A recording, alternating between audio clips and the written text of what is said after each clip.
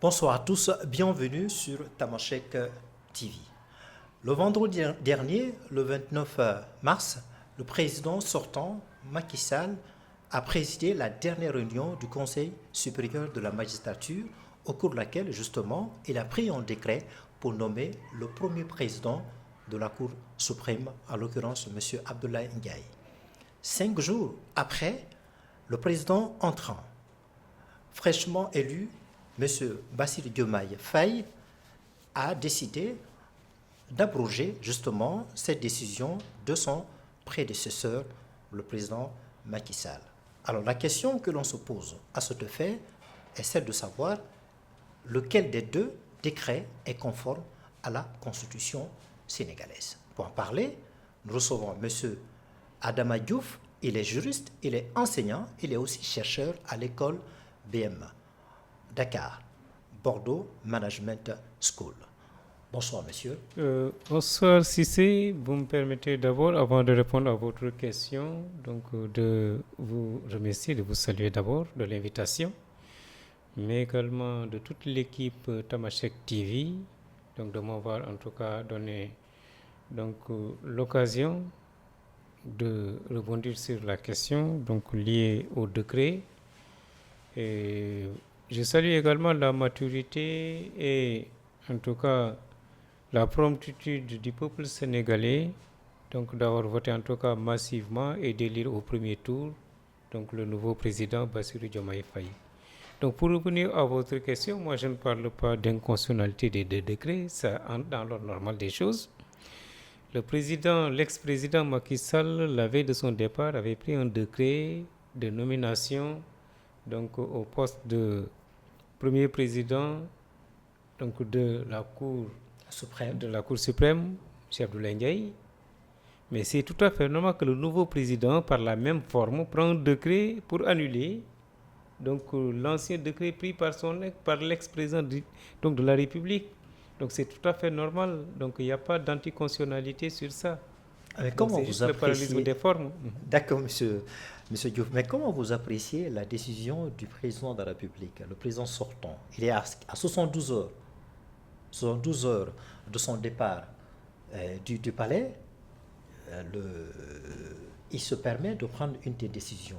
Quelle est votre appréciation? Non, mais là, je peux dire que vraiment c'est une décision inédite. Parce que normalement, l'ex-président, 72 heures, 24 heures, ne doit pas prendre un décret, même si la Constitution lui permet de s'arroger, en tout cas, de ses prérogatives, de ses pouvoirs de président de la République. 72 heures quand même pour prendre un décret de nomination, mais c'est pour mettre mal à l'aise. A un peu nuancé par rapport à ça. Non, parce que j'ai dit tout à l'heure que ça. Vous dit que la Constitution quand même lui donne la prérogative. Mais évidemment, elle lui donne la prérogative. Mais je dis que l'intérêt, est-ce qu'il y a un intérêt sur ça? Si c'est pour organiser la Cour suprême, il faut attendre au moins l'installation du successeur. Monsieur Diouf, c'est quoi l'intérêt derrière tout ça? Oui, mais c'est pour mettre mal à l'aise le nouveau président de la République. Est-ce qu'il y avait un intérêt politique? Mais bien une motivation politique? Mais bien sûr. Parce que quand on sait que M. Abdoulaye Ndiaye, il a été président de la Cour, de la Chambre administrative. D'accord, mais l'ex-président de la République savait pertinemment que quand il prend un décret de nomination, le nouveau va abroger le décret. Lui, il le savait. Mais c'était juste pour mettre mal à l'aise le nouveau président de la République, même si la Constitution lui permet. 72 heures, 24 heures de prendre des décrets. Mais je dis que sur le plan moral, sur le plan éthique, ça ne doit pas se faire. Ça n'a rien d'éthique. Voilà, le nouveau président a bel et bien fait de prendre un décret abrogeant l'ancien décret pris par. Et qu'est-ce qu'il devrait faire dans les 72 heures de la Mais fin dans de les son 72 heures, c'est juste quand même. Expédier les affaires courantes? Mais très bien, expédier les affaires courantes, vous l'avez si bien dit. Mais également faire de telle sorte que la passation se passe dans les règles de l'art pour mettre à l'aise son successeur et non pas de prendre des décrets de nomination qui ne présentent d'aucune utilité, d'aucun intérêt, en tout cas pour le Sénégal. Donc vous trouvez ça inélégant de la part de l'ex-président? Non, c'est pas du tout vraiment Ça n'a rien d'éthique, hein, ça n'a rien d'éthique. Je dis que l'ancien président ne devrait même pas prendre un tel décret. Il a été mal conseillé quand même de prendre un décret de nomination. Parce qu'il savait pertinemment qu'avec son successeur, il va abroger purement et simplement le décret qu'il a pris. Est-ce que vous êtes surpris justement la décision de ce successeur Bassirou Diomaye Faye en abrogeant ce décret? Non, je ne suis pas surpris donc de cette abrogation. On l'attendait parce que c'est tout à fait normal. Comment se fait-il qu'à 72 heures, donc vous prenez un décret de nomination? Donc je dis que non. On attendait à ce que le nouveau président donc annule tous les décrets pris dans les 72 heures donc par donc l'ex-président de la République. Là, c'est tout à fait normal. Est-ce que, avant de prendre une telle décision, l'abrogation du décret de président sortant, est-ce qu'il fallait avant consulter ou avoir le consentement des membres du Conseil supérieur de la magistrature? Non, on n'a pas besoin parce que le président de la République peut nommer donc à qui il veut par décret.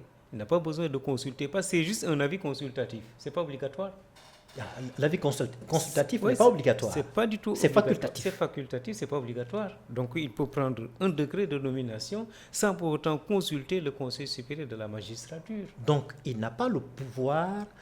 Il a le pouvoir, il a cette prérogative que la Constitution sénégalaise lui confère d'abroger un décret de nomination de son prédécesseur. Mais c'est tout à fait normal. On a respecté le parallélisme des formes. C'est par décret que l'autre a été nommé. C'est par décret qu'on a abrogé, c'est tout. On respecte la procédure. Il n'y a pas de violation de la procédure. Mais qu'est-ce que vous pensez de ce principe de l'inamovibilité des magistrats? Non, mais l'inamovibilité, c'est juste un principe. Ça, ce n'est que factuel. Mais sur le plan pratique, aucun magistrat n'est inamovible. Le président donc peut par décret affecter un magistrat. Donc c'est tout à fait normal. Donc ce principe, c'est juste un principe factuel, ce sont les textes. Mais sur le plan pratique, aucun magistrat n'est inamovible. Alors par rapport à ça, pour des raisons du service. Par rapport à ça, on a entendu Ismaël Madior Fall, l'ex-ministre de la Garde des Sceaux, ministre des Affaires étrangères, et le conseiller même de l'ex-président Macky Sall, réagir par rapport à ça. On dit que le président entrant, Bassirou Diomaye Faye, il a la possibilité de modifier, mais pas d'annuler le décret de son prédécesseur. Non, pas modifier. Non, je dis qu'avec tout le respect que je dois en tout cas donc, à Ismaël Madior Faye en tant qu'un professeur, en tant qu'un éminent juriste, moi je m'inscris en faux par rapport à ce qu'il a dit. L'ex-président a pris un décret de nomination, c'est par décret également qu'on peut abroger. On n'a pas besoin de modifier, là c'est une question de révision. Là, on n'a pas besoin d'entrer dans ces détails. Donc, par un autre décret, on peut abroger le décret pris par l'ex-président de la République purement et simplement. Donc, le président, en prenant le décret d'abrogation, il le prend tout seul, conformément à la Constitution, et en âme et conscience, ou bien le fait en étant en conseil, en étant en réunion avec le Conseil supérieur de la magistrature. Non, il n'a pas besoin de consulter le Conseil supérieur de la magistrature. D'accord. Je dis que la consultation n'est que facultative. Le président peut par décret nommer qui il veut, sans pour autant consulter le Conseil supérieur de la magistrature. Ce n'est pas obligatoire. Donc, ce que le nouveau président de la République, Bassirou Diomaye Faye, a fait, donc s'inscrit dans le respect des règles de procédure. Voilà, donc il a pris un décret abrogeant l'ancien décret pris par l'ex-président de la République. Mais je vous rappelle que le Conseil supérieur de la magistrature a un des rôles d'assister le président. Oui, parce que vous n'êtes pas sans savoir que le président de la République, c'est lui qui préside le Conseil supérieur de la magistrature. Tout à fait. La vice-présidente assurée par le ministre de la Justice, garde des Sceaux. Mais je dis que par rapport au fonctionnement, ce sont les magistrats eux-mêmes qui doivent prendre leur indépendance par rapport à ça.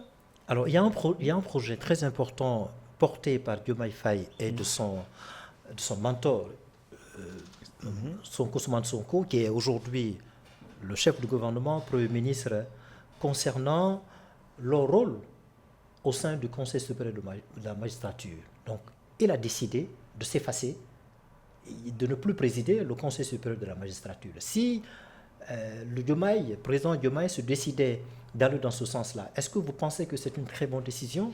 Mais c'est une très bonne décision dans la mesure où c'est un rêve que, en tout cas, ces patriotes ont vendu aux Sénégalais pour dire qu'on va réformer la justice, on va porter pas mal de réformes donc, sur tous les secteurs, sur tous les plans. Donc, accéder à la magistrature suprême, c'est tout à fait normal. Donc, qu'il quitte le Conseil supérieur de la magistrature avec donc, son ministre Et de la quelle est Justice. l'importance de ça? C'est pour Mais donner peut-être l'important, c'est pour mettre oui. plus à l'aise les magistrats. Parce que chaque fois, je dis que le Conseil supérieur de la magistrature doit être présidé par un magistrat, donc de carrière. Donc voilà, donc ce sont ces magistrats qui doivent choisir leur père. Donc celui à qui on va porter devant le Conseil supérieur de la magistrature et non pas au président de la République. Donc pour mettre à l'aise tous les magistrats, donc pour rendre la magistrature, en tout cas la justice, beaucoup plus crédible. Indépendante. Donc, voilà, indépendante. Voilà ce qu'on a besoin. Donc voilà, c'était un souhait et ce souhait vient d'être réalisé parce que n'oubliez pas que dans leur programme, donc les patriotes avaient donc émis l'idée qu'ils vont réformer en profondeur donc le système donc sénégalais. Donc cette abrogation prise par le président fraîchement élu est légale. Non, mais c'est légal, c'est légal. Il n'y a rien d'illégalité, rien d'inconstitutionnalité sur ça. Bassirou Diomaye Faye, le président de la République, Bassirou Diomaye Faye, a respecté la procédure d'abrogation du décret pris par l'ex-président de la République, Macky Sall. Alors, vous êtes juriste, vous êtes enseignant, vous avez eu beaucoup de notions sur la Sciences Po. Est-ce que cette décision pourrait avoir une motivation politique? Je le dis parce que le premier président de la Cour suprême, dont la nomination vient d'être abrogée, a été le président de la Chambre administrative, devant lequel la candidature de Ousmane Sonko a été invalidée. Mais non, je dis que l'annulation ou bien l'abrogation n'a rien de politique, c'est tout à fait normal. C'est pour éviter à ce qu'il y ait en tout cas donc, des précédents donc, judiciaires. Vaut mieux quand même donc, abroger purement et simplement parce que ce que l'ex-président a fait, je dis, ce n'est pas du tout élégant. Il fallait au moins donc, attendre son successeur, mettre à l'aise son successeur, donc il va prendre des décrets de nomination.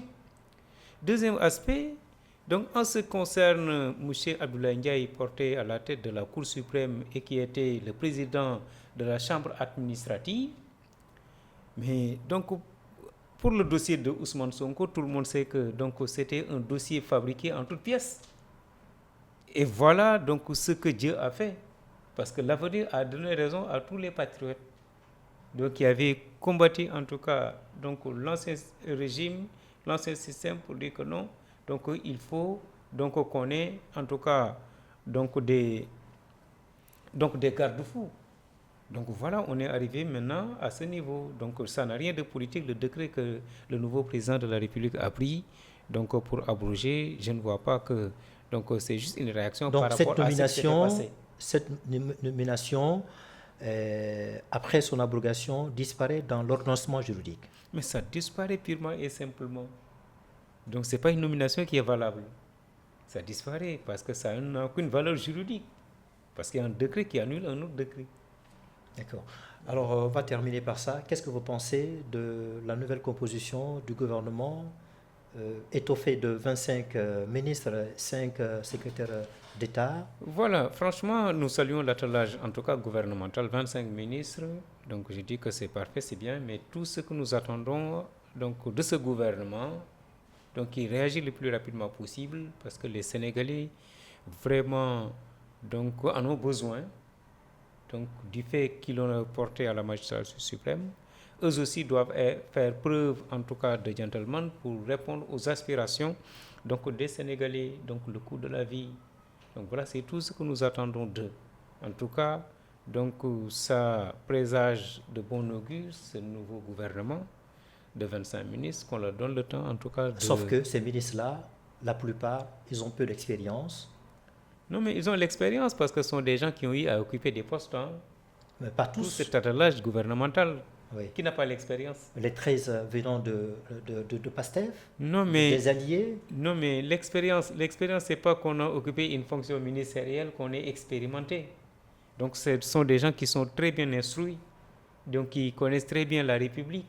Donc, il faut qu'on leur donne le temps, en tout cas, donc de bien gérer, et c'est à part là qu'on peut le juger sur leurs actes. Mais a priori, donc c'est prématuré de dire qu'ils n'ont pas l'expérience, qu'ils n'ont jamais occupé donc une fonction donc ministérielle, une fonction administrative.